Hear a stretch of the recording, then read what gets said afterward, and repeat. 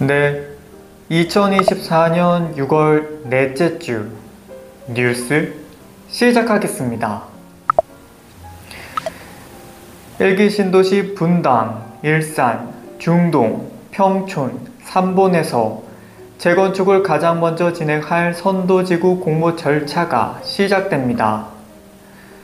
국토교통부는 일기 신도시 지방자치단체인 경기 고양, 성남, 부천, 안양, 군포시가 내일 선도지구 선정을 위한 평가 기준과 동의서 진구 양식 등이 포함된 신도시별 공모 지침을 지자체 홈페이지에 공고한다고 밝혔습니다.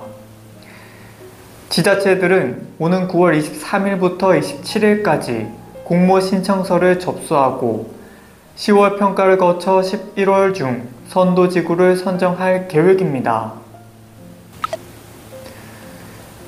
전통시장 신용카드 사용분에 대한 소득공제율이 상향 조정되고 전통시장에서 쓸 수 있는 온누리 상품권 사용처가 대폭 확대됩니다. 정부와 소상공인업계에 따르면 중소벤처기업부는 전통시장 및 상업가에서 사용할 수 있는 온누리 상품권 사용처를 대폭 확대하기 위해 전통시장법 시행령 개정 작업을 진행 중이라고 밝혔습니다. 중기부는 소상공인 지원을 위해 일부 업종을 제외한 나머지 모든 가맹점에서 온누리 상품권을 사용할 수 있도록 할 계획입니다. 임대차 계약 전 주택의 권리관계와 임대인의 금융 신용 정보를 확인할 수 있는 클린주택 인증 시범 사업이 시작됩니다. 서울시는 오늘부터 11월까지 클린 임대인을 모집한다고 밝혔습니다. 임차주택의 권리관계가 깨끗하고 KCB 신용 점수가 891점 이상인 임대인은 클린 임대인으로 신청할 수 있습니다. 클린 임대인으로 선정되면 민간 부동산 플랫폼인 KB국민은행과 직방 매물 정보에 클린 주택 마크가 붙게 됩니다. 교통사고 발생 시 차량에 탑승한 어린이의 생명과 안전을 지켜주는 어린이용 카시트인 안전 기준이 강화됩니다. 개정안에 따르면 카시트 사용 대상 기준과 사이즈 분류 기준을 기존 몸무게 36kg 이하인 신생아, 유아, 어린이에서 신장 40에서 150cm 이하로 바꾸고 휴대용 유아 침대 고정장치 및 휴대용 요람에 대한 기준 등을 신설했습니다. 또 카시트 안전성 검증을 위한 자동차 충돌 시험에는 기존의 전방 후방 충돌 시험에 더해 측면 충돌 시험을 새로 추가했습니다. 음주 뺑소니 차량에 치여 뇌사 상태에 빠진 20대 남성이 장기기증으로 5명의 생명을 살리고 세상을 떠났습니다.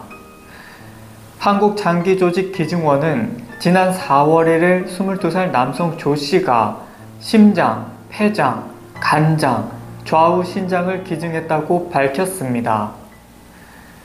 체육교사를 꿈꾸던 조씨는 지난 3월 17일 아르바이트를 마치고 자전거를 타고 귀가하던 중 음주 뺑소니 사고를 당해 뇌사 판정을 받았습니다. 경기 부천에서 일남 일녀 중 장남으로 태어난 조 씨는 활발하고 사교적인 성격으로 6년 전 아버지가 사고로 돌아가신 이후엔 가장 역할을 해온 것으로 전해졌습니다.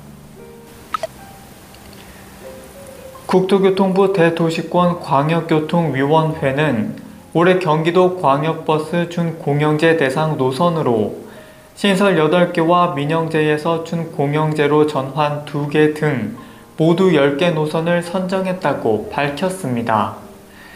새롭게 신설되는 노선은 경기도 고양, 광명, 안성, 양주, 양평, 오산, 용인, 평택에서 서울역, 사당역, 영등포, 잠실 등으로 향하는 8개 노선이고 준공영제로 전환되는 노선으로는 고양, 화성의 2개 노선이 선정됐습니다. 이번에 선정된 10개 노선은 운송사업자 모집 공고와 평가 선정 등을 거쳐 빠르면 올해 하반기부터 운행을 시작할 예정입니다. 50세 이후 새로 불안증 진단을 받은 사람은 이후 파킨슨병에 걸릴 위험이 불안증이 없는 사람보다 2배 이상 높다는 연구 결과가 나왔습니다. 영국 유니버시티 칼리지 런던 후안 바조 아바레즈 교수팀은 영국 일반의료 저널에 기고한 논문에서 50세 이후 불안증 진단을 받은 11만여 명과 그렇지 않은 대조군 88만여 명의 10년간 진료 데이터를 분석해 이 같은 결과를 얻었다고 밝혔습니다. 중뇌 흑질 부위에 알파시누클레인이라는 단백질이 축적돼 신경세포가 죽거나 손상되면서 도파민 생성 능력을 잃는 것을 원인으로 알려져 있는데요. 바조 아버레즈 교수팀은 이 연구에서 50세 이후 불안증과 불안증 환자에게 나타나는 특징들이 파킨슨병 발병 위험과 관련이 있다는 것을 확인했다며 이 연구가 파킨슨병을 조기에 발견해 필요한 치료를 받는 데 도움이 되기를 바란다고 말했습니다. 제주와 남부지방을 중심으로 이어지고 있는 장맛비가 주말엔 중부지방으로 확대돼 전국의 본격적인 장마가 시작될 전망입니다. 기상청에 따르면 장마철 비를 뿌리는 정체전선은 현재 제주 남쪽에 있는 상태로 내일과 모레 북상해 제주와 남부지방 등에 많은 비를 내리겠습니다. 이후 주말인 29일부터 30일 북태평양 고기압이 확장하고 중국 내륙에서 발달한 저기압이 한반도 서해상까지 접근해 오면서 정체전선이 중부 내륙까지 올라오겠습니다. 이에 따라 29일 저녁쯤부터 중부지방엔 올해 첫 장맛비가 올 것으로 예상되며 이는 평년보다 나흘 정도 늦은 시점입니다. 위기 임산부 등 개인정보 노출이 어렵거나 출생 미신고 아동, 무연고자처럼 주민등록번호가 없는 경우에도 사회보장급여를 받을 수 있게 됐습니다. 기초생활보장급여와 의료급여, 아동수당 부모급여, 보육서비스 이용권, 유아교육비, 한부모 가족 지원, 초중등 교육비 지원, 보호출산 지원 등 11개 유형의 사회보장급여가 지급 가능합니다. 정부는 또 위기 임신 및 보호출산과 아동보호에 관한 특별법이 다음 달 19일부터 시행됨에 따라 아동권리보장원과 지역상담기관이 사회서비스 정보 시스템을 통해 위기 임산부 상담과 출생증서 작성 등을 할 수 있도록 근거 조항을 마련했습니다. 정부가 예식장 대관에 어려움을 겪는 예비 부부들을 위해 공공시설 48곳을 예식 공간으로 만들어 제공합니다. 정부는 청년들이 원하는 공간을 지속 발굴해서 2027년까지 200개 이상의 공공시설을 개방할 계획입니다. 새로 개방되는 시설은 국립시설 5곳과 국립공원 10곳, 공공시설 33곳 등 총 48곳입니다. 수용인원은 장소별로 50명에서 400명까지로 다양하며 사용료는 시설별로 최소 무료에서 최대 56만원까지로 책정됐습니다. 예식공간 정보 검색과 예약은 다음 달 1일부터 공유누리 홈페이지에서 할 수 있습니다. 최근 교제폭력 사건이 잇따르면서 정부가 관련 통계 작성과 실태 조사에 나섭니다. 여성가족부는 한국여성인권진흥원에서 현장 간담회를 열고 교제폭력 피해자 보호 지원 강화 방안을 논의했습니다. 여가부는 우선 피해자에 대한 지원 역량을 강화하겠다며 교제폭력 범죄 현황과 피해 경험, 유형 등을 포함한 통계 및 실태 조사를 추진하기로 했습니다.